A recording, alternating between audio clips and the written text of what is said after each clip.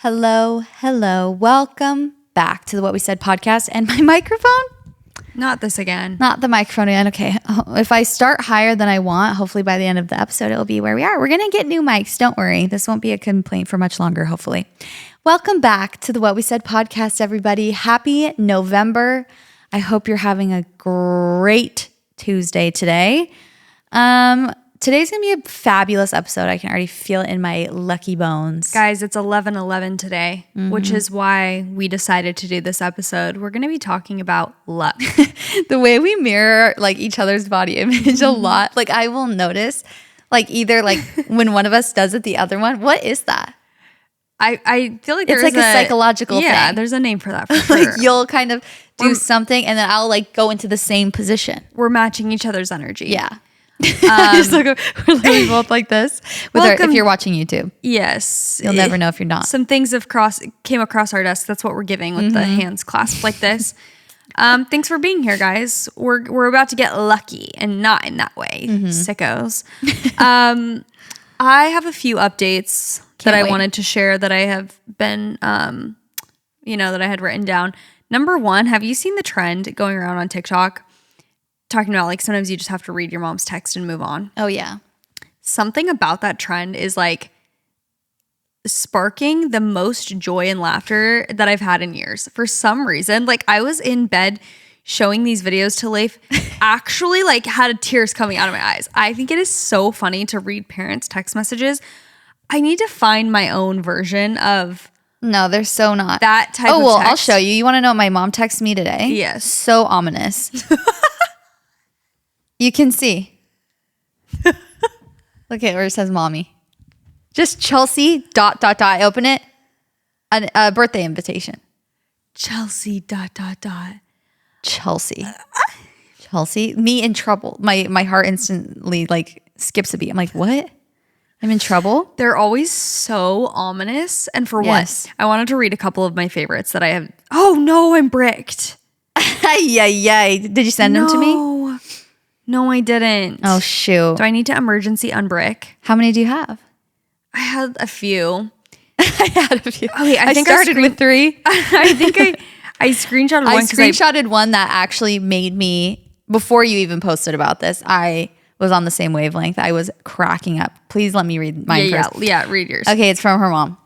She says, Graham just passed. OMG, she just started breathing again. The girl, what the heck? The next text from her mom, she's gone. And the first comment had me actually laughing out loud. The first comment is, my mom FaceTimed me, and when I answered, it was my dead grandpa's face.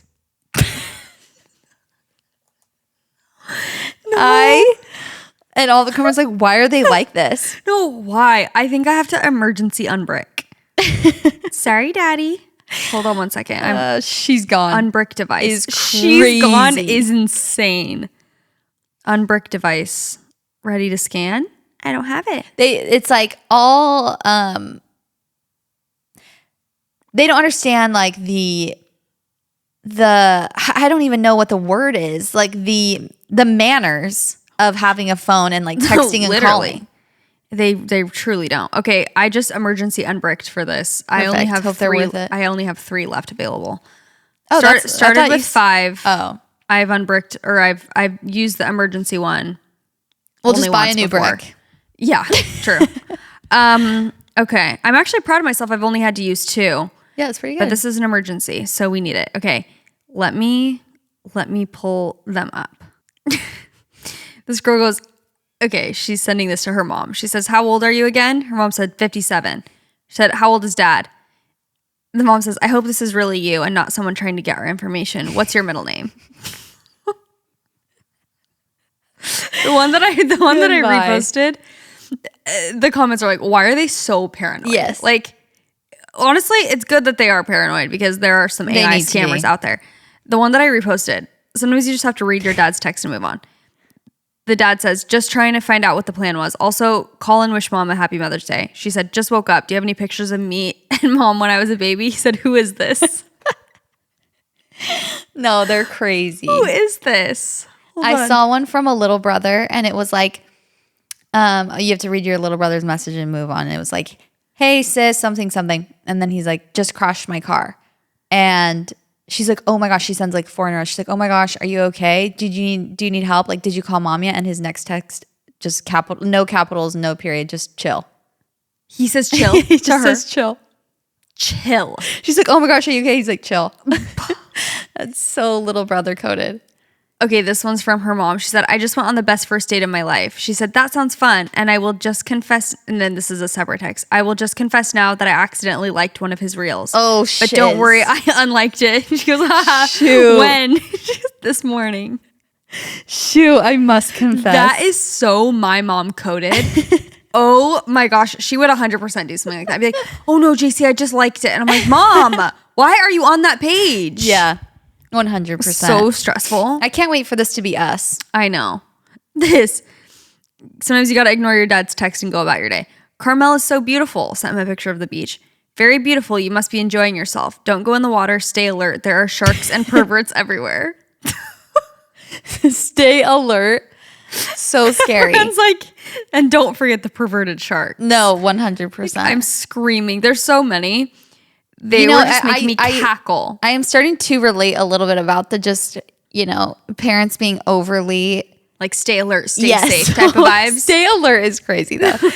Like anytime I'm like, I'm going off on an adventure, like I'm on a flight somewhere when I'm like younger, obviously, before I was married, and it'd be like my dad and he's like, love you. And then the next text would be something like that. Please be careful. Do not touch your, don't let anyone grab your, like the first thing is always safety. So safety funny. First, which, to be fair is valid. If you don't have safety, you have nothing. But oh my gosh, these were making me laugh so hard. I love a TikTok trend like this that's just like, I don't know if I'd call it wholesome, but it's just funny. Just funny every time. Funny and good vibes only. I loved being in my TikTok posting era for 2 seconds. Posting? I haven't seen you post in months. I posted the Halloween ones. What? Oh, Yeah, right. I posted, of course, I have to post our Halloween costumes. Of course. And tour stuff, but I'm back on. Making me laugh so hard. Yeah. How many people were messaging me specifically like, Chester is so hot. I'm like... Yeah, and here's the thing is that I was saying, especially in the video that I posted of me doing American Psycho. And I texted JC, I'm like, we were talking about it because thank you ladies for hyping me up. But I'm like, the only time I ever get attention from the internet is like, all I had to do is put on a button up and a tie. They're like, Chelsey, wow, this new look. I'm like, I look like that right now. I'm literally wearing no makeup and my hair is straight. No, I was actually laughing out loud thinking about how... It's the energy shift though. Yeah. It's the confidence outfit. of being a man. Yeah, exactly. It's the confidence of being a man. That is the crazy thing, and that is the freeing thing about being Chester and Jasper. Not to bring them into every conversation. But it really is this sense of like you can get away with anything. Mm-hmm. And not only can you get away with anything, you can be a disgusting person and girls still find your energy attractive. I'm literally being repulsive. No, the crazier I am, the more attracted girls are to me. That's so true. As Chester is so funny. The nastier and the worst of my just morale as a person. It's so true. Even in that, it's so funny. Even in that American Psycho, when you're like, don't wear that outfit again. Everyone's like, you're so hot. I'm like, please, being so disrespectful. No, it's you guys, the bar's in hell. It is, but it's also so true. I think it makes a lot of sense why men are so confident. When we get dressed up as men, we're like, oh, we get it. Because you truly feel like you can get away with anything. Minimum. You can do the bare minimum and just like get attention. The bare minimum is hot. It's so true. It's so funny. Oh. I love it. Well, keep thirsting after me. It really makes me feel good about myself. Yeah, we love it. So what was I saying? Oh, my TikTok era. My TikTok posting era. I'm like, oh, it's just so fun, but then you fall off. Then I fall off. Wait, I wanted to talk about Dancing with the Stars, but now this is pretty outdated, but I still have to speak my truth. I feel as though Jen Affleck was so... These judges were way too hard on her, and I stand by that because I feel like... Okay, so this was, a few weeks ago at this point that Jen got voted off. Again, Scott and Riley, Jen and Jan, them going home before Andy is crazy to me. Like, I don't care what anyone says. That's insane. Yeah. He is still getting like 6s and 7s. Like, he's not It's crazy to me. Anyway, but okay, I love you, Andy. You're great. You have great energy, but I'm just saying nothing personal. Nothing personal. I do think that is a little bit wild, but also, okay, I have two sides to me. Number one, I hate when people get so like, that's not fair about like these shows. It's like, okay, just nothing's fair. Life isn't fair. Just move on.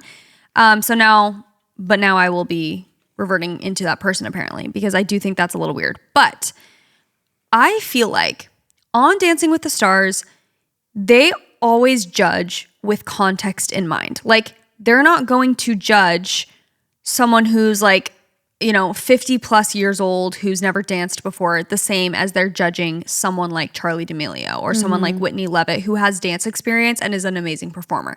They're not getting judged by the same criteria, as they shouldn't be, because that would just make no sense. At that point, that person would be getting 10s and he would be getting a 2. Like, I get it. I feel like they did not take into consideration the context of Jen's situation. 100%. Like, the fact that she started this whole thing when she was 8 weeks postpartum is insane. And like, I don't even want to say it's impressive because I don't even know if it's healthy to be doing, but it is insanely impressive in that way where it's like, she really is doing, so much physical. I don't know. She's pushing past so many physical things. Yes. Physical and obstacles. mental, honestly. Yeah. And probably more mental than physical, honestly. And that's saying a lot because physically 8 weeks, you would not catch me with my legs spread apart. Mama, you wouldn't catch me at all. You wouldn't until catch I got my year check. In a stretch class. You wouldn't catch me in a Pilates class at 8 weeks. Like, I feel like for her to do that so freshly postpartum and do it so well and to do it well and to be wearing these costumes and working so hard at it, and also the fact that her this was his first year. I'm like, again, I don't think you need to give them special treatment, but I do think that should be considered when you're judging her, like, after a dance. And I felt like they were so hard on her. Yeah. Every week it was always just critique after critique with like not a lot of praise.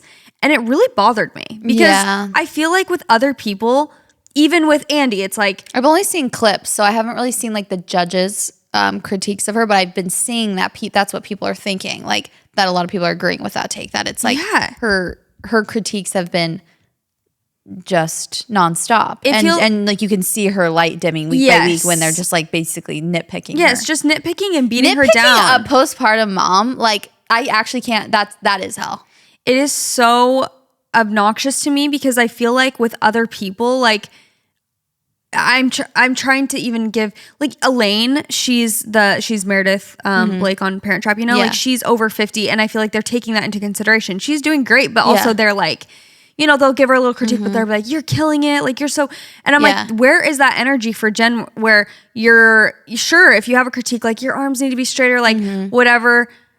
But it's like I felt like they weren't giving enough praise, but being like, but you are, this is so inspirational. Hard. You are working so hard. We're so proud of you. Like nothing of that nature. And I'm like, that is really, I don't get that. I don't get where, I don't get the disconnect because you're doing that for most other people in other ways. Like if someone is older, it's like you're taking that context and being like, I would change this. Your hips got a little stiff, but you love to dance and we see that love on the dance floor. Like they'll say things like that. And I felt like for Jen, it was always just like majorly critiquing and then just kind of being like, I don't know. It didn't feel, I just felt so bad for her. I'm like, gosh, this is like a once in a lifetime opportunity. She probably felt the need to take it because it's once in a lifetime and it's really cool. And she kept saying like, I want to show moms that like we can do these hard things. And like, I want to show my kids that I'm doing this. And I think it really was so inspirational and cool for her to do that. And women are so strong. And then to like get that feedback just bothered me so much. I'm like, wow,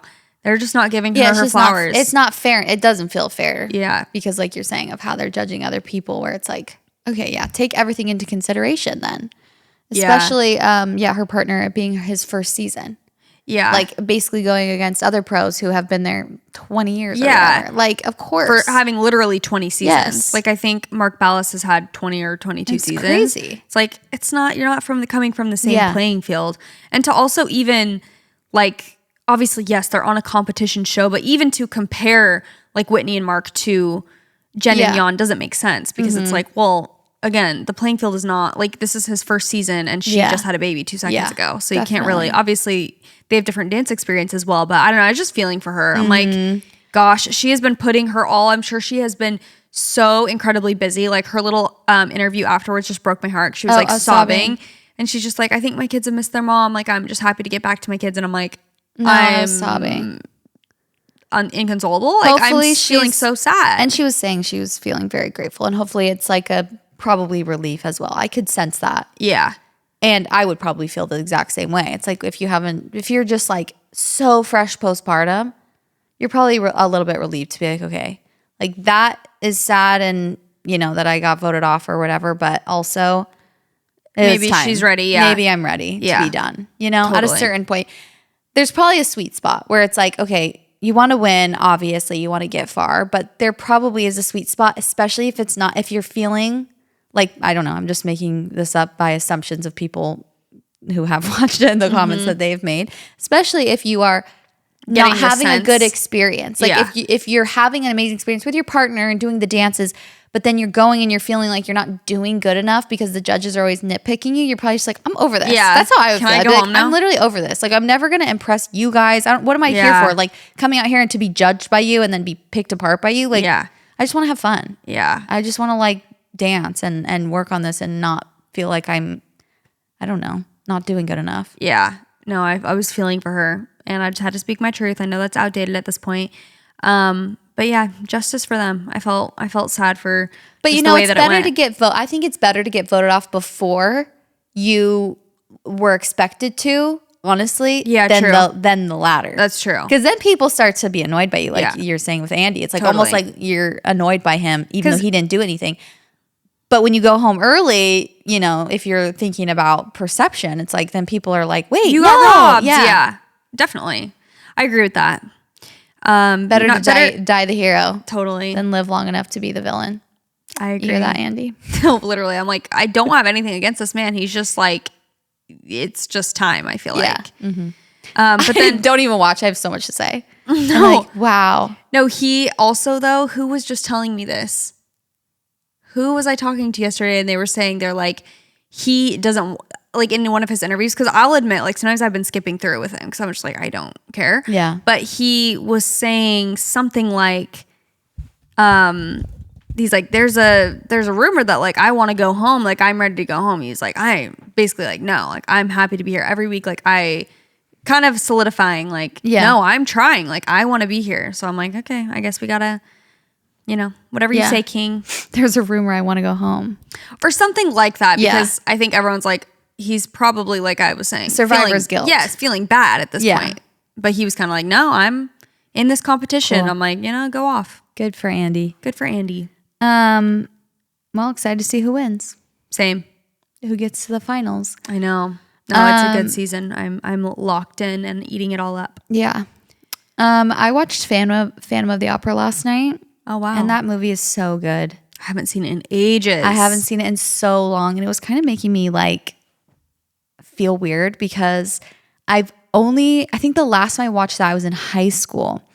And it's so weird watching it now from an adult perspective in terms of what, like, how I perceive everything now versus how I perceived it when I was younger. Mm-hmm. And how I thought, this is like quick synopsis, how I was thinking the Phantom in the movies when I was younger was like actually a mythical creature. Like how I thought that he did have like these magical powers. Like I didn't understand the plot. And then now watching it as I'm older, I'm understanding. It was like a weird wake up call of like the naive mindset you have when you're young. Mm-hmm. And like that is the point of the movie is like Christine Daae is literally being manipulated by the Phantom. And like that he's like her dead father's angel and like all these things. And he's like, but he's actually just kind of a madman that lives in the Phantom, like the opera house. And that didn't really click to me until I was watching it this time. Like I actually did kind of think he was like some kind of angel or whatever because I was also Christine Daae's age at the time. And so as I'm watching, I'm like, this is so weird to watch it from like, I don't know, it was making me feel a paradigm weird. Shift. Yes. Like just of how I don't know, it would just put me in the mindset of being so naive at that age and like how you think and just reminded me of why kids just like think the way they do, and like, you know, why teenagers are the way that they are, and like how kids, and when you're young, like how impressionable you are. It was kind of a freaky thing last night. It is like, weird wow. having those shifts of like as you get older. Like I just saw it so clearly for what it was, like from the beginning. Yeah. And I was like, oh, he's actually not like Santa Claus or something. He's a real person. I haven't seen that movie in like actually 15, maybe 20 years. It's so I remember good, being though. scared of it when I was little. It is a little scary. Why the Phantom kind of Okay, Chester. Literally, he's actually murdering people. I'm like, Phantom can call me. No, he is terrifying, but Gerard Butler, like, come on. Yeah. I need to watch. Who plays Christine? Oh, Emmy. I think. Oh, yeah. Emmy Rossum. Yes. Unbelievable. That's her real voice. That is actually her singing those songs, and her voice. I think which also is another weird thing about the movie. She's only 17 in the movie. Aye. Gerard Butler's 34. Aye. Which I think is kind of point of the movie is like crazy. He's very predatory in the movie, but like for the actors, you're just like, I wish I didn't know that. She's 17 and she's singing like that. Yay. Well, I'm not that part. That's crazy. No, it's not crazy. Yes. Her voice is insane. It is. I don't know how old Raul is though either, but I was like, oh my gosh. I need to get back into my movie era. Now that I'm home, I can lock back in. Guess what I did today? What? Nothing. Nice. It was the best day ever. I was going to ask what you did today. Absolutely nothing. I basically did nothing too. It felt so good. I haven't had a day like this in a very, very long time where I like intentionally just didn't plan anything and that's the best. Just saw where the day took me, and the day took me to my bedroom, into the living room, into the kitchen, and outside for a brief walk. I love that. It was so nice. Yeah. I took a midday nap when Benny was napping. I'm reading The Nightingale. Well, that'll do it. I'm still very fresh in it, but read a little bit of my book, fell asleep, slept for an hour and a half. Oh, that's a good Woke nap. up, had dinner. It was just, that was later in the day. We're recording at night. Spoiler alert. You're so confused. You woke up for your nap, had dinner. It was lunchtime. No, I just basically did nothing today, and it was so amazing. Nice. It felt so good. It felt so good to just relax and chill. Beautiful. So, yeah, that was my day. Very uneventful. But, I mean, I did a little bit of cleaning and purging. I know you're in that era as well right now, which feels good. Feels so good. It feels really good in the fall to do a nice little reset. Mm-hmm.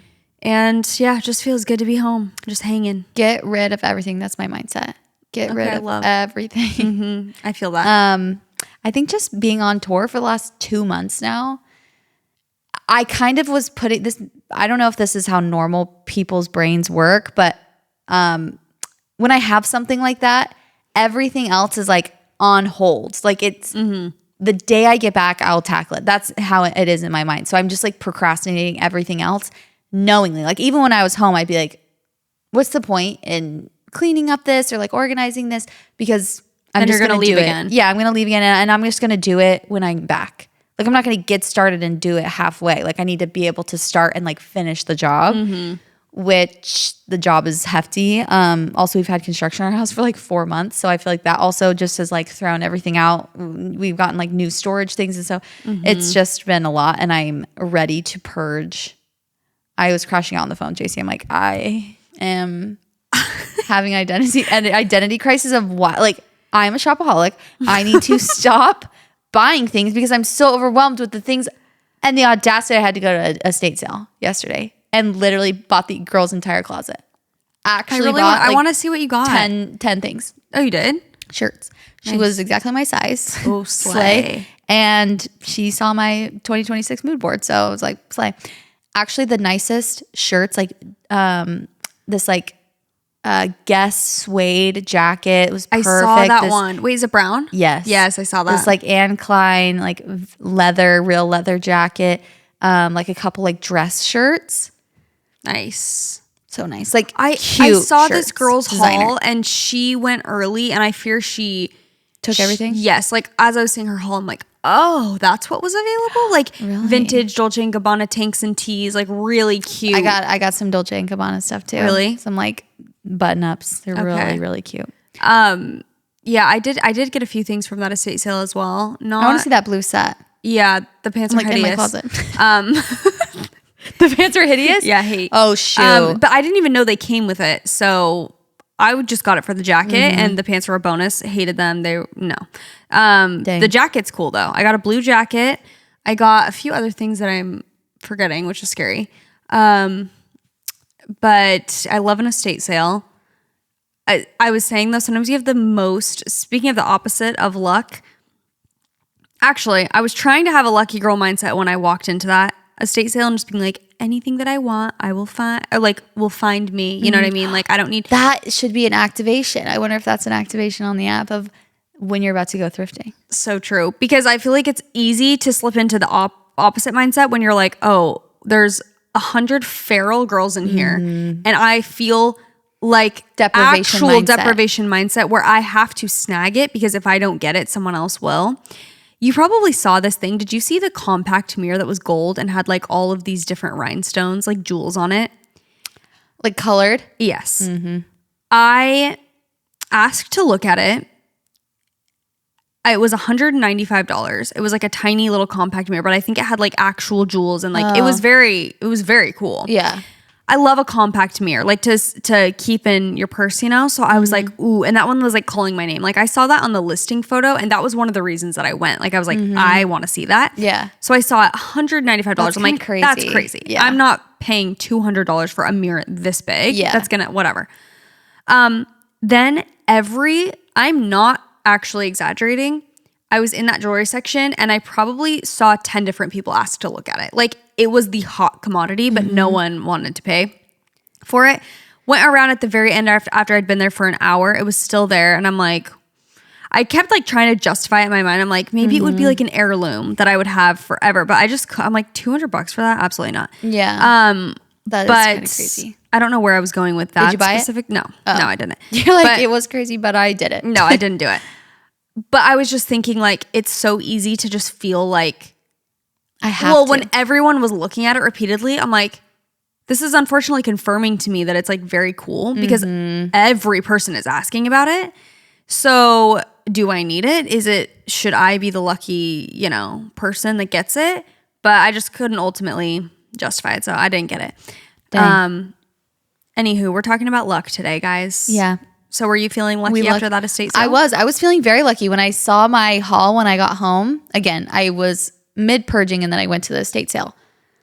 I promised Nick I wouldn't get trinkets and I didn't get trinkets. I got clothes, which I was very happy about because they were good quality clothes. Like I knew that they fit well. They were very well made. I was like, this aligns. Like I know I won't be just throwing these away anytime soon or like trying to get rid of these. Yeah. And yeah, when I got home and I saw my haul, I was like, oh, I did good. I lucked out. Well I'm done. I'm glad I went. I came, I saw, I conquered. But there were some things like that where I felt like, oh, if I don't get like the deprivation panic, but pushed past regardless. Because I'm like, I know the feeling. I know too well. I can't be confused. Like I know the feeling of like, this is for me. Well, also, yes. And sometimes when I go into like a consignment store, for instance, like I'll see something and be like, ooh, I really like that. And I'm like, and I'll kind of go back and forth and then I'm just like, but then I get scared like someone else is going to come get it. Like I'll be like, maybe I'll come back for it. And I'm like, no, someone else is going to get it. So then I freak out. But I've had multiple things like that where I'll think that. I'll be like, oh, I just want to get this because like what if someone else gets it and I want to come back for it? And then I'll come back like 2 weeks later and it's still there. And I'm like, yeah. Okay, so no one saw potential in it. So maybe, again, then I can really be like, do I actually want it now? Because it's still available. Yeah. Or am I sad that it's gone, 100%. My point is, it could still be there. If it's waiting for you, it'll be there. Yes. Okay? Yes. I listened to this episode actually on Note to Self, Peyton Sarton's podcast with, let me look up her name so I don't say it wrong, Les Alfred. I don't know if her real name is like Leslie or something longer. She's actually with Dear Media. Her podcast is called She's So Lucky. It used to be called, I think, Balanced Black Girl. But her name is Les, and they did an episode about being a lucky girl and all of that. And one of the things that she kept talking about that I thought was interesting, or that she mentioned a couple times, is being prepared. And I read Ina Garten's memoir like a year ago or something, I think it was. And I believe it's called Be Ready When the Luck Happens. Mm-hmm. And I feel like that's a common thread upon like being lucky, quote unquote, is basically preparation. Be ready, yeah. And what is that famous quote that's like, it's essentially the title of that book. It's like, yes. Like opportunity. Yeah. Well, yeah, you guys know that. Opportunity, luck, success. Yes. Okay, the holiday season is just around the corner, you guys. It's officially time to get your space ready with Wayfair. They have so much stuff. If you want like warmer linens and sheets, new fun serveware and cookware for hosting, holiday decor, Wayfair's Black Friday sale is the perfect time to score huge deals on all things home, no matter what your style is. They truly have everything. They've got sofas. They have like the big ticket items as well as the small items. They have spatulas, you name it, they have it. You can also get up to 70% off during Wayfair's Black Friday sale. Wayfair is just really that girl. They have so much stuff. Also, if you're trying to do some holiday cleaning, I've been actually looking for like new bins for Christmas stuff, and I need to put all of my Halloween stuff into like an actual dedicated bin. They have organizational things like that if you need stuff like that, as well as just basically anything and everything else you could need. They also have styles that you can't find anywhere else, so you can make your home way more you. Starting October 30th, you can shop Wayfair's can't miss Black Friday deals all month long. So it's already going. Plus, you can sit back and relax with Wayfair's fast and easy shipping just in time for the holidays, which is a massive bonus. Wayfair is the go-to destination for everything home, no matter your style or budget, so you can earn rewards and you can get the best savings in the neighborhood with Wayfair's new loyalty program. So you can get 5% back on every item across Wayfair's family of brands, free shipping, members-only sales, and more. Terms do apply. I love Wayfair. I've used Wayfair for years. I love their shipping. I love their customer service. It's always a seamless experience shopping on Wayfair. So don't miss out on early Black Friday deals. Head to wayfair.com now to shop Wayfair's Black Friday deals for up to 70% off. That's WAYFAIR.com. Sale ends December 7th. This show is sponsored by Cotton. One of my favorite things about summer is a summer wardrobe, and something that I've been focusing on ever since I've had kids, especially, is making sure that what I'm wearing is made from natural fibers. So something that comes from the earth. And one of my favorites, and probably most of your favorites you don't even realize, is cotton. I'm always looking for 100% cotton shirts, pants, underwear, bras. Like, I'm trying constantly to wear, like I said, mostly natural fabrics. So not only does cotton feel good on your skin, but it's gentle on your skin. It breathes, it keeps you cool, it's hypoallergenic, and it's just durable and easy to wash. It's really just the best fabric for your clothes or your kids' clothes. There are also so many different cotton fabrics like denim, corduroy, and flannel. Cotton's very versatile, so you can wear it obviously any style, season, or occasion. It is timeless. I feel like I wear cotton from day to night. I love a cotton t-shirt in the summer, and paired with denim is kind of just like my outfit formula. It's perfect for spring and summer, and the quality is amazing. It's durable, it's easy to wash and care for, and cotton keeps its shape too, which is really nice. Cotton is the fabric of our lives, so make sure to check your tags for cotton and learn more at thefabricofourlives.com. We are very particular about our sleep here at the What We Said podcast. You guys know this. I have learned that how you sleep is just as important as how long you sleep. And that is why I love my Leesa mattress. Recently, we got a new mattress from Leesa, and it is the perfect mattress. I was having some issues with my sleep, waking up in the middle of the night with like feeling like my hips were aching. I'm like, how old am I? My legs weren't really feeling supported. I'd get like a little bit of restless legs. My neck would feel cranked. And we changed up our mattress. We got a Leesa mattress that was custom just to us. You can pick what your mattress preferences are based off of if you're a side sleeper, back sleeper, stomach sleeper, and you can just make sure you get the right mattress for you. And from night one, you'll feel the difference. So they're premium materials that deliver serious comfort and full body support no matter how you sleep. Leesa mattresses are meticulously designed and assembled in the USA for exceptional quality. Plus, they back it all up with free shipping, easy returns, and a 120-night sleep trial. Leesa has been tested and awarded Best Hybrid Mattress by New York Times Wirecutter, and it's exclusively featured by West Elm as their go-to mattress partner. Leesa is not just about sleep either, it is about impact. So they donate thousands of mattresses each year to those in need while also partnering with organizations like Clean Hub to help remove harmful plastic waste from our oceans, which we absolutely love. So go to leesa.com for 25% off mattresses, plus get an extra $50 off with promo code What We Said, exclusive for our listeners. That is LEESA.com, promo code What We Said, for 25% off mattresses, plus an extra $50 off. Support our show and let them know we sent you after checkout. Leesa.com, promo code What We Said. Okay, it's luck is what happens when preparation meets opportunity. Great quote. I was thinking a lot about that. I don't know if I've used this this example before, but something that comes to mind is when I was a photographer, I was shooting a lot of like the same weddings. I was living in Gilbert, Arizona. I was shooting a lot of Mormon weddings in Gilbert. They were all at the same location, Gilbert Temple. Like I felt like it was getting very monotonous and I wanted to shoot different stuff. I really wanted to get hired for just different weddings, like travel weddings and yeah, all this, I wanted to do bridal sessions instead of just weddings and blah, blah, blah. And I remember someone telling me like, you need to make a portfolio of the things you want to get hired for. Like not necessarily what you are currently getting hired for. If you want to shift that, you need to start shooting those things so that you have a portfolio that reflects that. And so I started asking, and I also wanted to get into like fashion, editorial stuff. So that's when I had reached out to Pucky. their ship name. Literally. Brother and sister, by the way. Piper and Lucky Smith. Like Pucky is crazy. Nora Smith's new child's name, Pucky. So that's when I had reached out to them and asked if I could shoot them. Like they weren't hiring me. I was like shooting my shot, asking if I could shoot them. I started asking couples, literally like good looking couples that I knew. I would ask them to model as like a bridal shoot for me. And we would go to like Sedona or, whatever, so that I could get some like different stuff in my portfolio.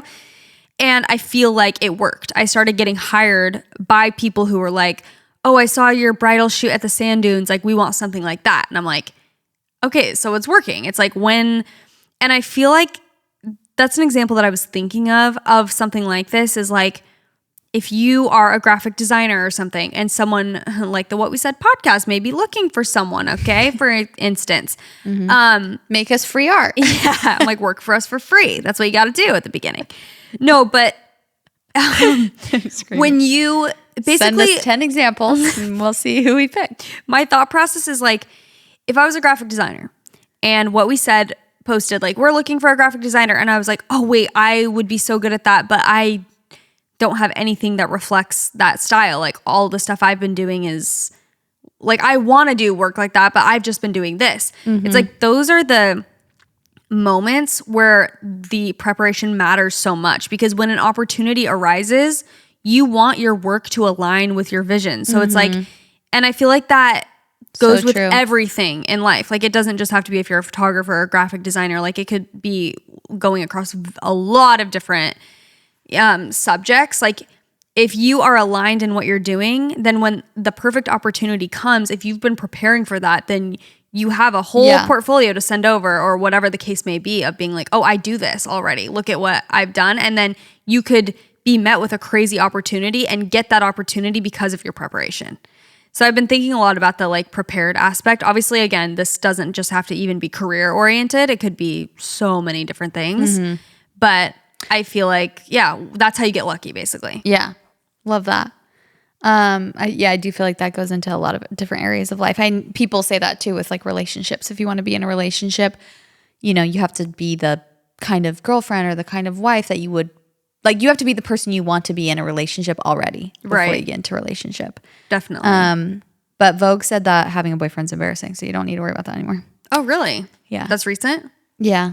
I think it was Vogue UK maybe. They like wrote, I've seen a bunch of people post about it. I haven't read the article yet, but basically it's just like about decentering men. Yeah. I can actually totally agree with that. Yeah. I saw something recently about this girl saying like when a girl is single and confident, it is like just the coolest thing. Mm-hmm. It's like, who was saying that? They were saying like the boyfriend is like the least cool part about for sure. the girl. Yeah. It's like, oh, that's like the least interesting part. I want to know about all the other stuff. 100%. Yeah. No, I can agree you don't with give that. a rip about another girl's boyfriend and like who they are, what they do. No. Don't want to see him on your social media either. No. I want to believe you're single for sure. As I forgot to wear my wedding ring today. I'm like, I don't want anyone to know. It's embarrassing. I forget to wear my ring all the time.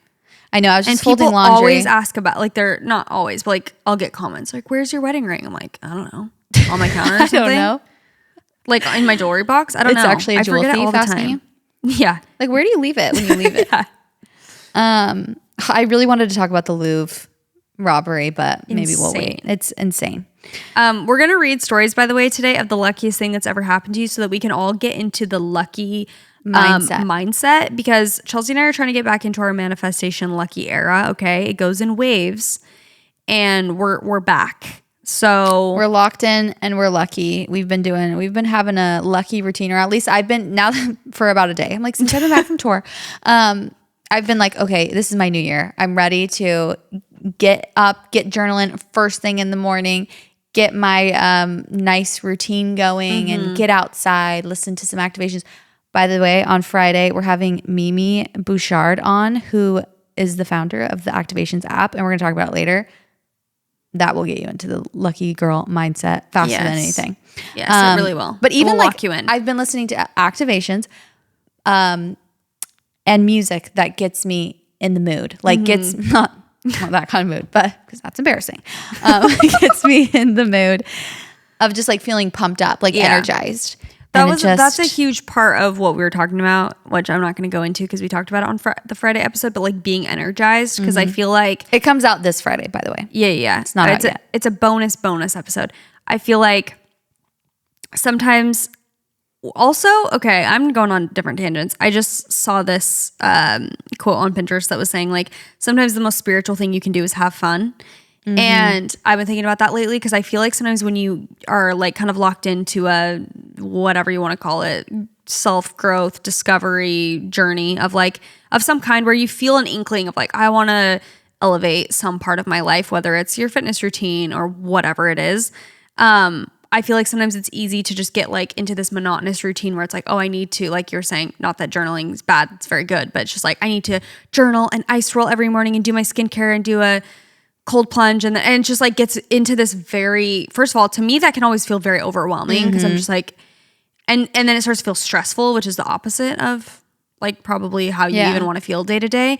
But I feel like it's so important to like have these like fun, energizing moments, which is why I like the activations, because I feel like it's not as like it gets you motivated to get up and going, which is personally what I need sometimes when I'm feeling like sluggish or like not like I do not have energy. That is what I'm missing, is like I need a little like pep in my step. 100%. I don't sometimes need to go within and like think so much. I'm like, I'm already doing that nonstop. I want to like get going now.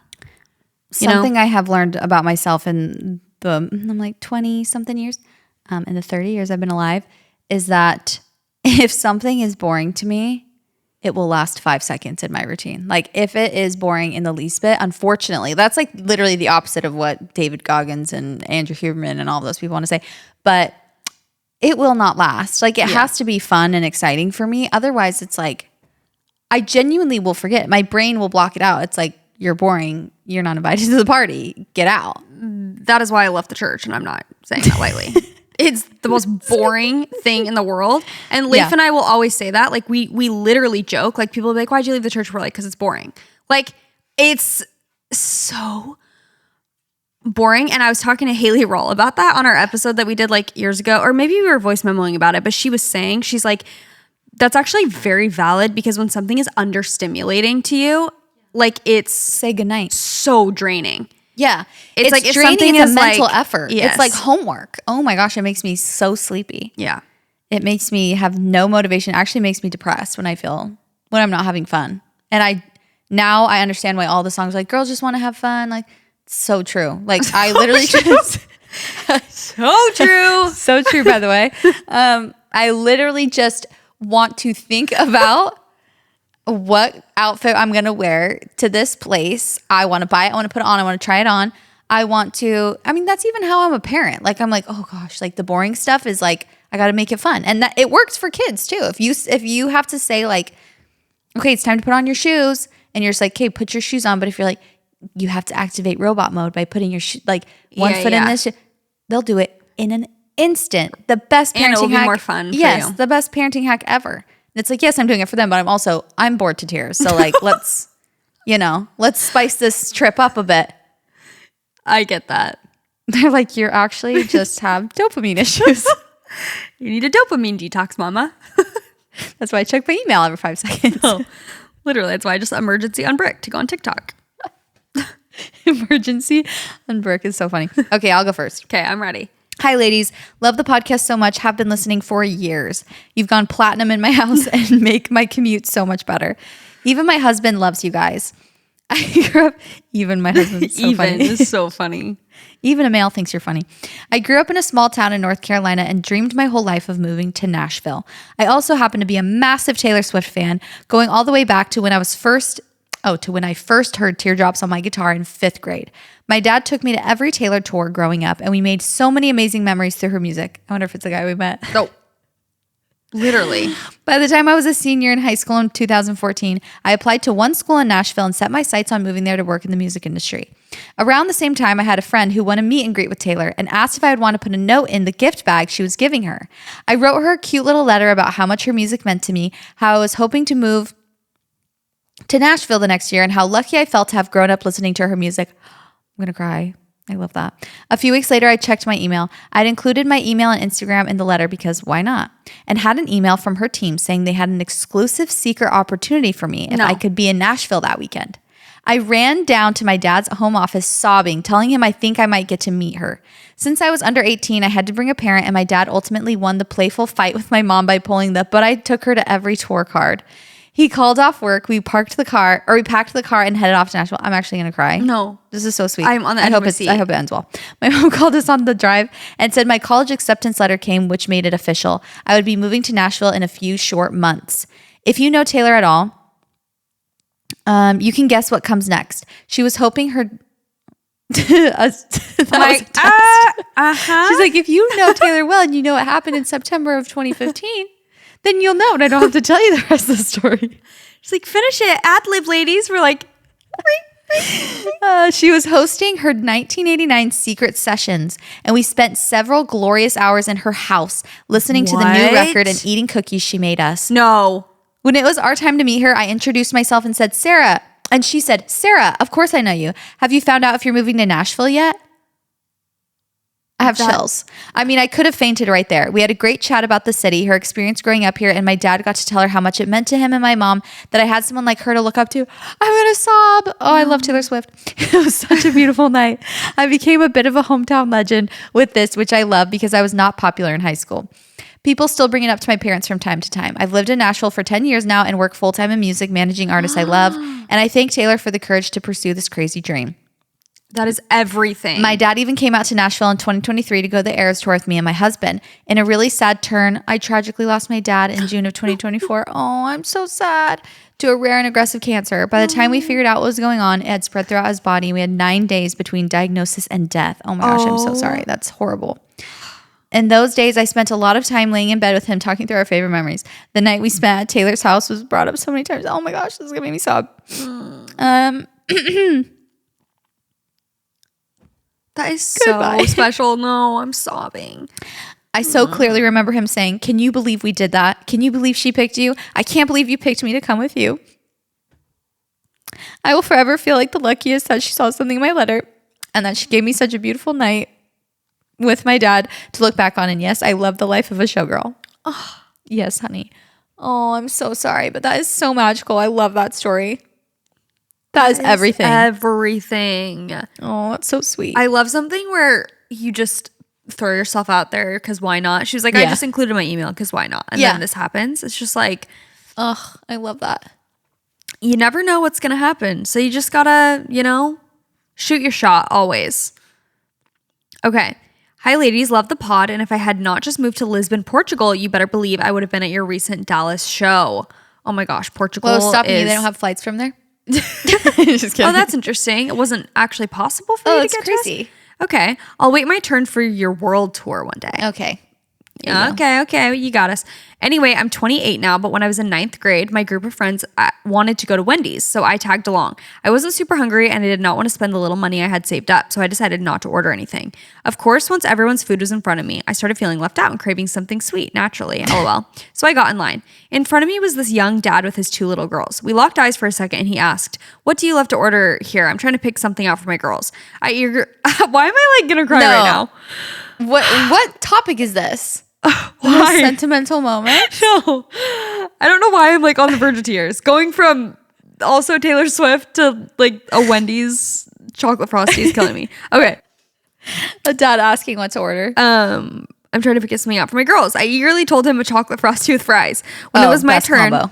I stepped up to the register, started placing my very chic order, and the cashier interrupted me to say the man before me had already paid for it. I was completely shocked as I hadn't even gotten the slightest hint he'd do that. When the workers called my order, not only was there frosty and fries, but also a burger and a water waiting for me.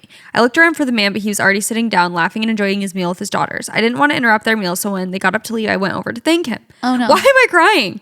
I told him he really didn't have to do that, and that if he'd let me, I'd love to pay him back so he could buy his girls a little treat. He just smiled and said, "The best gift you can give is to pay it forward when you're older if you're able to do the same for someone else." I took that to heart. Once I got my first job, anytime I treated myself to coffee, I'd buy a $5 gift card and ask the cashier to give it to someone who looked like they could use a pick-me-up. Sometimes I'd be sitting there when someone got the gift, and seeing their smile filled me with so much joy. Other times I'd just leave, hoping whoever received it felt the same warmth I did that day when a stranger decided to treat someone like family. A few times a year, I still think about that man and his daughters and send them all the good energy. I hope they know they created a ripple that's still going strong. Oh, I don't know why I'm crying at the luckiest thing was that he gave her a frosty. That's the cutest thing I've ever heard in my life. But it's cute that that's what comes to mind when she thinks of that's all it takes. It's literally all it takes. It's so simple. And that is lucky girl mindset. Right 100%. There. It's abundant mindset. It's giving. And then it comes back to you. Unless you take it the TikTok route, and as soon as he pays for your frosty, you're like, yeah, of course he did. I'm the luckiest girl alive. Literally. Of course I got a free frosty. I'll probably get another one. Doesn't do it. Doesn't ever pay it forward. That is so funny. That's so cute. That's so cute. Okay. We love clean, simple eats in this household, aka the What We Said podcast. Both Chelsey and I use Clean Simple Eats all the time. They have my favorite protein powder. It is so creamy and smooth, and I feel like it is actually very rare to find a protein powder that doesn't have that just nasty, chalky aftertaste. And Clean Simple Eats has got it down. They have so many good flavors, especially for this time of year. They have fun holiday seasonal flavors, and you just can't go wrong with literally any of them. Also, their simple vanilla, their chocolate brownie batter are just staples in our household that we absolutely love. Clean Simple Eats protein powder has nothing artificial. So they're third-party tested, non-GMO, soy-free, and there is 0 added sugar.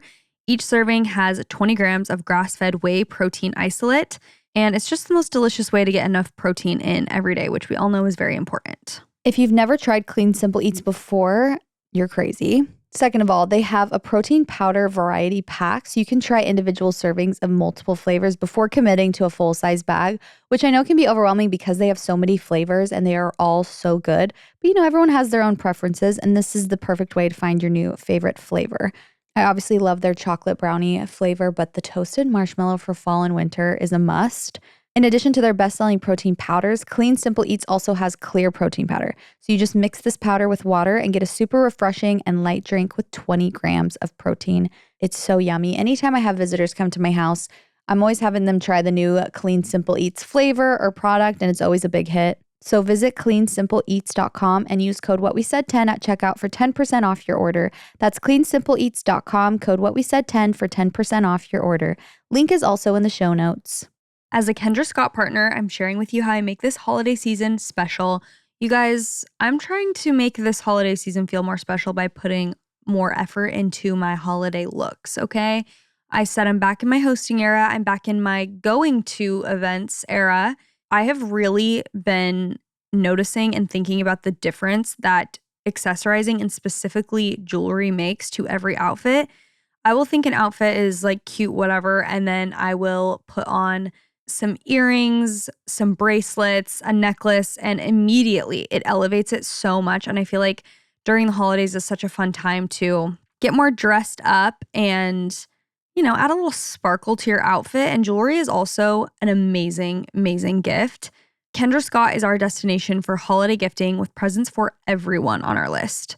For over 20 years, Kendra Scott's been making beautiful accents for your everyday and giving back as they've grown with a focus on women and youth causes, which is amazing. If you go on their site, they have so many good staples like small gold and silver huggies if you're a gold girl, if you're a silver girl. I also am very into just like a diamond stud or a crystal stud if you are trying to save some money. They have lots of different tiers and options for jewelry, and they have like some more fun pieces and a lot of staples, which we love. The Kendra Scott holiday collection is full of beautiful pieces across fashion, demi-fine, and fine jewelry that are ready to shop. You can also design your very own custom jewelry piece through their color bar, both in-store and online. I love a custom piece.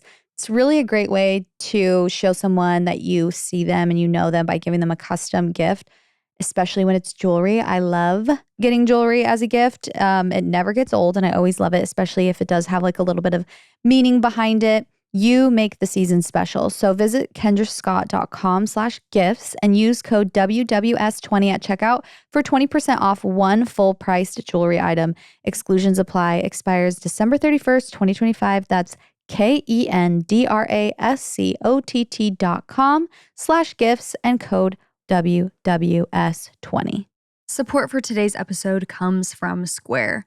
I feel like as part of a business experience, if you run a business, the way that people pay you is actually so important, like to have it just feel seamless. Whenever I'm somewhere or even at a farmer's market or somewhere where someone has a booth and they have a Square with them, like a little Square hardware that you just tap to pay, it makes my life significantly easier. And it's something that I notice versus like, oh, you can pay with this and you have to go through this, scan this and do this. It's a whole production. Square makes it so easy to help you run your business, keep up with demand, grow through the busiest time of year. The holidays are coming very fast. So whether that means more customers, more orders, just more chaos, Square is going to give you everything you need to stay ahead of the rush, from payments and inventory to staffing and online sales. Right now, listeners can get up to $200 off Square hardware when you sign up at square.com/go/what-we-said. That's SQUARE.com/go/what-we-said. The right tools truly make all the difference. There are probably tons of local shops. I know there are around where I go, like local cafes and coffee shops and salons and wellness places that use Square, and it always makes it seamless as a customer and also for the people running the business. Square is tailored for how you do business. It has flexible tools that will fit your setup, not the other way around. So if you have a salon, you can take bookings, manage tips, all of that. If you have maybe a retail shop, you can track inventory across online and in-store.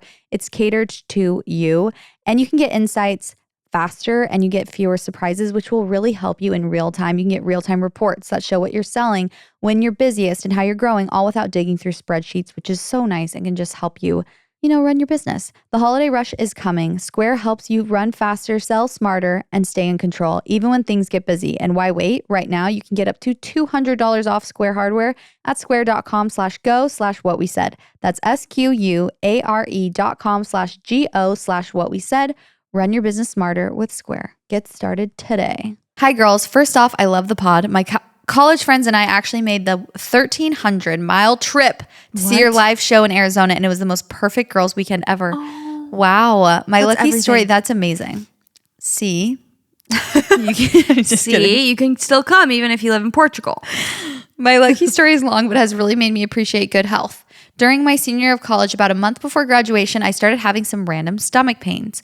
Totally normal for me. I'm that girl with constant tummy issues. So I just brushed it off and went about my life. Around that time my stomach pain started, I had an interview for my first big girl job. The interview went really, really well, but I was still kind of feeling off and figured it was just nerves. One of my besties wanted to celebrate after the interview, so we went out for coffee. After I drank my coffee, my stomach started killing me. Again, nothing new for a girly with a sensitive stomach, so I tried to tough it out. By the end of the day, the pain was unbearable and I couldn't even get out of bed. I had to cancel my weekend plans, which was a huge deal because I only had a few weeks of college left. My bestie knew it was serious, so she offered to drive me an hour to meet my parents so they could take care of me. As soon as I got into my parents' car, the pain shifted to the lower right side of my stomach, and that's when I knew it had to be my appendix. We rushed to the ER, and sure enough, I ended up getting an emergency appendectomy that night. Thank you. Here's where the luck comes in. While I was recovering at home, I got a notification on my phone that my appendix had been sent to pathology, and it turns out there was a tumor on it. I went back to my doctor the next day and the tumor ended up being cancerous, and they said that I would have to have another surgery to remove part of my colon to make sure the cancer didn't spread. Mind you, this was all happening at the end of senior year. Finals, graduation, sorority date parties, all of it. It was definitely a chaotic and emotional time in my life. My second surgery was scheduled for 3 days after graduation. Everything went well with the surgery, and the doctor said the tumor was 0.3 centimeters small enough where I didn't need to do chemo, thank goodness. So yeah, my appendix pretty much saved my life. If it hadn't flared up, my tumor would have grown for years without me knowing, and I would have had to go through a much more extensive cancer treatment. I'm not sure if this was also luck, but I actually got the big girl job I had interviewed for before. Right before all of this happened, and I've been at that company now for 4 years. Ladies, let this be a sign to take your stomach pain seriously. I am so lucky that my situation didn't turn out worse than it did. Oh my gosh, that is crazy. That is Stories crazy. like that are always so crazy where it's like, yes, they get like, I don't know. they go in for something else, yes. and then it's like, oh, we didn't know. We caught something else. Do you know the influencer Bridget? Yes. And she's been going through breast cancer, but she found it because she was doing IVF. Oh, really? Yeah. I didn't know that. And I'm forgetting what I thought she was doing was. what did she find on a self-exam or no? Maybe that was No, someone she's else. just very passionate about self-exams now because she's like, make sure that you're just, if you have any lumps or anything like that, that you're getting them checked out. She's amazing. Dang, She's yeah, been doing it's so crazy. much. So inspirational seeing her stories. Yes. But I believe, if I'm not mistaken, I'm forgetting what aspect of like IVF illuminated it, but I'm pretty sure how she found out, or at least during like maybe blood work or something, like during the IVF process. Yeah. But I'm so glad that you're okay, Queen, and that it wasn't worse. The appendix, I have heard that is like the most painful thing in general, just like the appendix pain of it all. Okay. Hello, ladies. I've been dying to submit something for so long. This is finally my chance. In high school, my parents were super strict and religious and didn't let me go out late or didn't let me go out late or go to parties at all. One day toward the end of the year, we had half days for finals, and one of my guy friends threw a house party during the day, a darty, as they call it. So I thought, this is finally my chance. I didn't ever drink and didn't plan on it, so I told my friends I would be DD. The party was fine and we were getting ready to leave, so I was backing out of the driveway with a few friends in the car when all of a sudden I heard a loud thud. I legit just backed into the car across the street. I started freaking out because of course I didn't want my parents to find out I was at a party and I had legit just got my license 2 weeks ago. So I called my older sister, who decided to give me the worst advice ever and legit just drive away in broad daylight. But I listened to her, LMAO. Mind you, there was a huge dent in the car. Oh my gosh. Wait, in their car or hers, I'm assuming? I'm assuming her car is the dent, right? Just drive away and say nothing? Anyways, a hit and run? I drove my friend home who was drunk and high and mumbling, I won't tell anybody. When I got home, I was riddled with guilt and burst into tears and told my mom what happened. She made me go back to the person's house whose car I hit and knock on the door, told them what happened, and they took our number down so we could pay for damages. I thought this would be the end and I'd learned my lesson, but later that night, my friend who threw the party that lived across the street from that car calls me and is like, did you hear what happened to the car? I'm like, yeah, I hit it. We know this. And he's like, no, another car smashed into it later tonight and totaled it.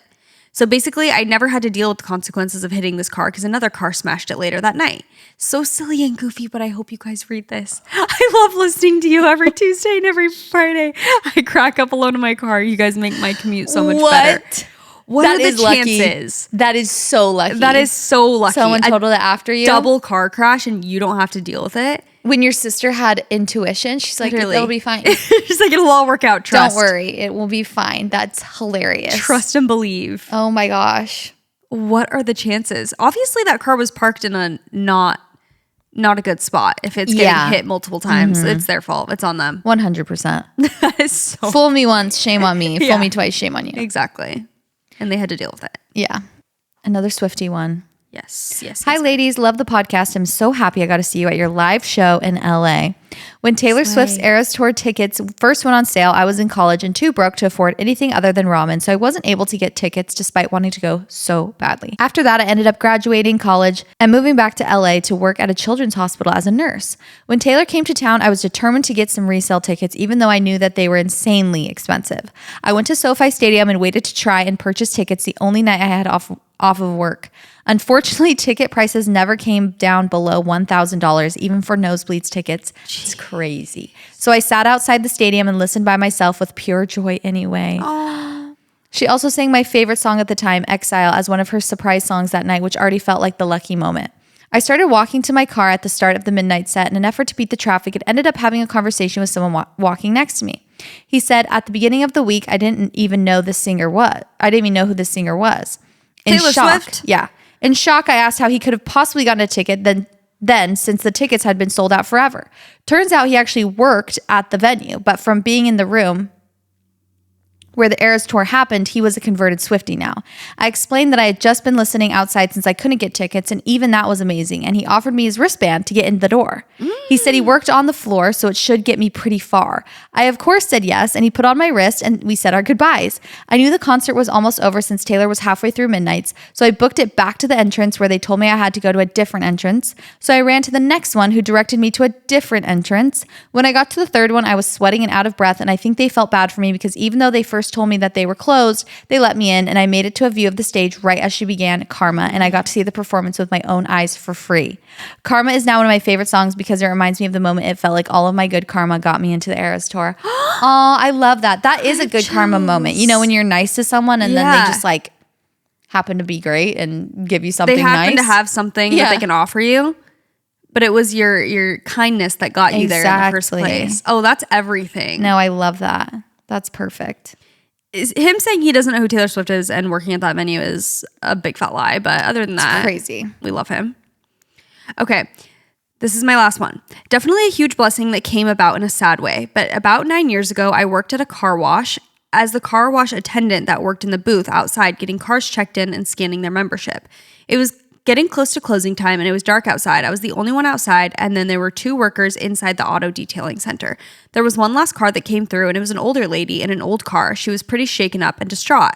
I asked her about her night like I normally do, and she unloads on me, but in the way that she just really needed to talk to someone, and I was happy to be a listening ear. It turns out the reason she was at the car wash was because she had ran over her daughter's dog. And even though I couldn't see it, she said there was blood on her car and she needed to get it off. Definitely not what I was expecting her to say. She was very much beside herself and riddled with guilt. I felt deep empathy for her and I just let her talk. With her being the last car of the night, I had some time to really listen to her. She talked for about 10 minutes. She thanked me for listening to her and was ready to go through the car wash. I lifted the gate and she was on her way. About 10 minutes later, one of the workers from inside radioed me and said they were coming out because the lady left me a tip. I was pleasantly surprised because I didn't get many tips and I wasn't sure what I did to deserve that. He came out and handed me a $100 bill. That's the biggest tip I've ever gotten at any job I've ever worked at. I was stunned. He said that she was beyond grateful to me that I just listened to her. It was a huge blessing because I had a surprise bill that I needed to take care of, and it was the exact amount I needed. It just shows you that the saying, a little kindness goes a long way, is absolutely true. I was just doing my job and I enjoy talking to people, so to me it wasn't a big deal, but to her it meant the world. That's so sweet. I remember when I was young that my grandma gave a $100. I probably shared that on the podcast because it always stuck out to me and was so cool that she did that. And this is reminding me that I need to do that somewhere that I go. 100%. But she, someone at the restaurant, the waitress that was talking to us was, said something about like, I can't even remember. It was just clear that she was going through it a little bit. So my grandma gave her a $100 tip when we left. And I always thought that was so sweet. But I love that. We love a grandma. You know, they're getting older and they just said, take it, $100. And we absolutely love to see it.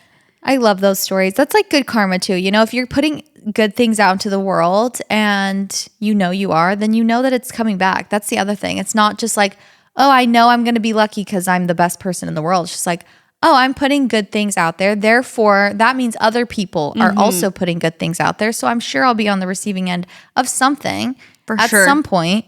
And it'll be fun to be surprised about it. You know, that's the fun thing about karma and luck is you never know when it's going to hit. It's true. And it's again, a dopamine hit that I crave. It does feel like when I won that Free People Movement gift card, I didn't even know I entered it. And I had one of those moments. I'm like, I am the luckiest girl alive. Yeah.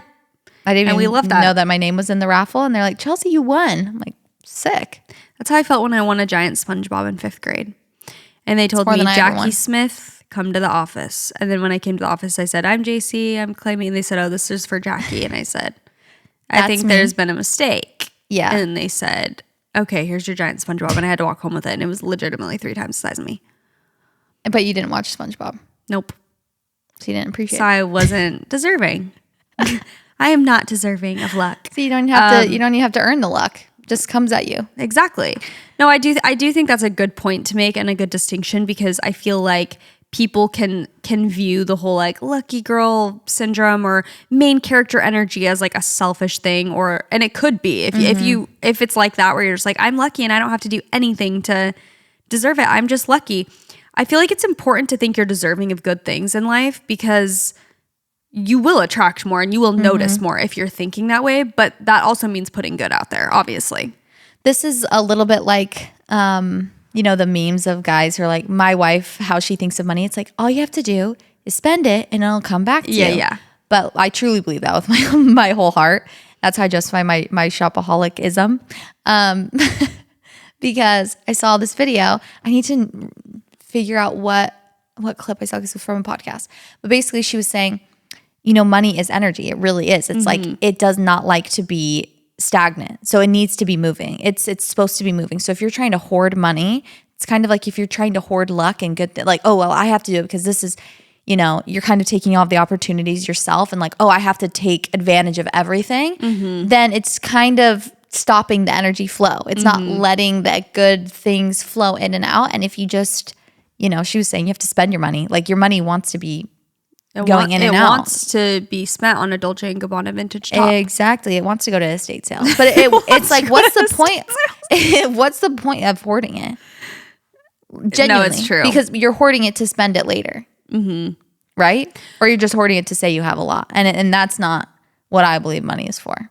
Yeah, I've never I know a lot. And I am a finance expert. I've never really understood the desire to not spend your money. And I don't necessarily mean like I'm not saying saving. I'm just saying in terms of like believing that when you're even investing in something or putting your money out there, that it's going to come back. And that's the same for good deeds and advantages. What you're saying is not having a deprivation mindset and being scared that your money's all going to disappear. I made $100. I have to hold on to this with dear life. Yes. Like, and the same thing with, good deeds or opportunities even. I feel like people will, I don't know, think like this is the only good opportunity that will come to me. I have to take it and I have to, even if it's not exactly what I have to do it because this is the only time it's going to be for me. But if you have like, if you're always giving people opportunities, if you're always offering things to other people, then you know that those things are happening all the time. Yes. So therefore it will come back to you. Yeah. You know that there will be more opportunities in that. You want to give things to other people. If you have that mindset, then you know that other people want to be giving things to you as well. Yes, I think it's about not necessarily money. I'm not saying you have to spend all your money. Obviously, you should save your money. Trust me. But trust me, you should save your money. I'm like, it's not looking good. No, I'm kidding. Just fear mongering. I'm like, I've seen the stocks. Hold your money. I think it really is the mindset of like fearfulness around all of it of because clinging, like digging your nails into something. Yes, I think when you're giving more freely of not even just money, but like you said, like giving freely of your time and energy and being open, like even the concept, like sometimes I'll admit when I'm feeling toxic, like I don't want to invite people, which I think you can also do. Like sometimes it is fun to just like go thrift alone. Like I don't need to include everyone I know every 5 seconds, but also sometimes I'll catch myself being like, oh, I don't want to invite anyone to like come to this estate sale with me because like I just want it all done. I just want to like find it to myself. Yeah. But then I noticed that too. No, you do not. I literally invite you. I push past and I'm like, no. I'm literally kidding. The more I don't remember that happening one time. The more that I'm like, obviously I don't own this estate, by the way. You're the only one in line. Literally. You literally block them on Instagram somehow. I like message them all horrible. I'm like, this is a haunted house. You don't want to be here. It's a scam, you guys. AI. I'm the only one there, so I can get all of it. No, but I'm just saying, like, sometimes I'll have the thought of like, oh, I don't want other people to like, or even when even when I'm thrifting, I'm like, oh, I need to get that before. Like I get scared. But the more that I'm like freely just, if it's meant for me, it'll be like, if I want something, I'll find something that fits what I need. Yes. And when I have that free flowing energy, I'm first of all just like way happier, way more easygoing, and I get better stuff. So yes, 100%. I believe in it. I believe in the way that it makes you feel. Yeah. And I think it works in certain situations, but more so it goes for full circle, to wrap this podcast up with a beautiful bow. It's more about having fun. It's way more fun to believe that.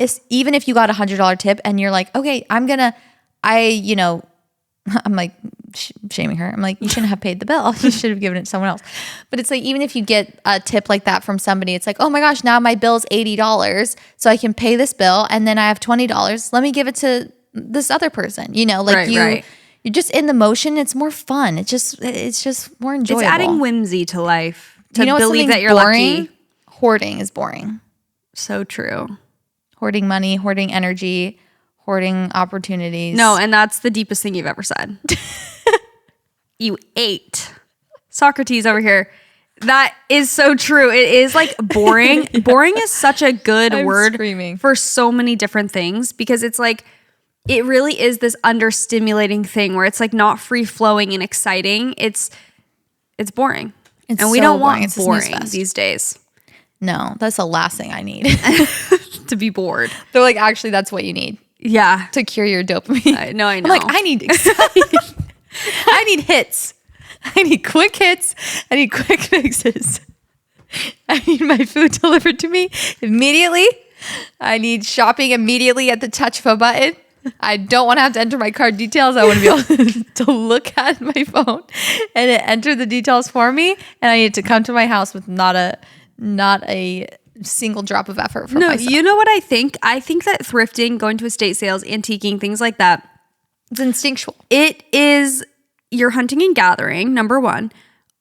Also, though, it is, I like it for that reason, because it is effort. It brings me so much joy. Same. Truly. Yes, you're going to get a dopamine hit, but I do feel like shopping like that is much more stimulating for your brain. It's like, I love it's shopping literally in person. gathering. It's you know what I mean? Mm-hmm. It really does something. Now I get why all the women that I, grew up around, that was like their whole personality is thrifting and antiquing and stuff. I'm like, oh, I'm understanding, Yeah, I'll take any shop. Like, I'll take new, old, decrepit,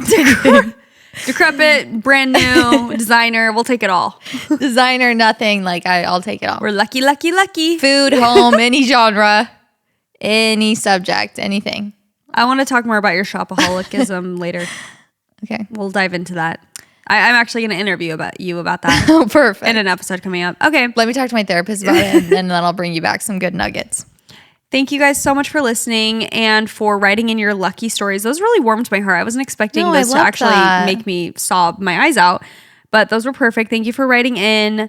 We love you guys so, so much. And that's what we said. Bye.